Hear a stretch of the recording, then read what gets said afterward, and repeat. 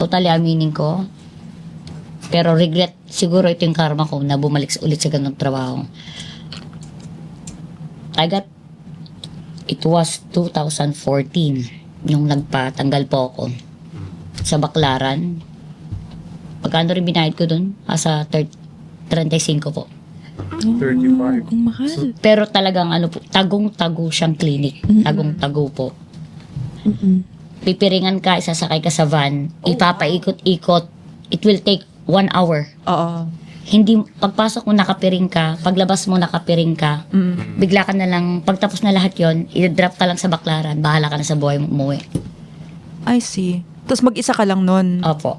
I see. Kasi takot akong mabuntis kasi that time, yun nga, high school pa lang yung bunso namin. Na gusto kong pero thanks God, tapos naman na siya, pero ang akin lang, makapag-ipon ulit at makapagbagong buhay next year po.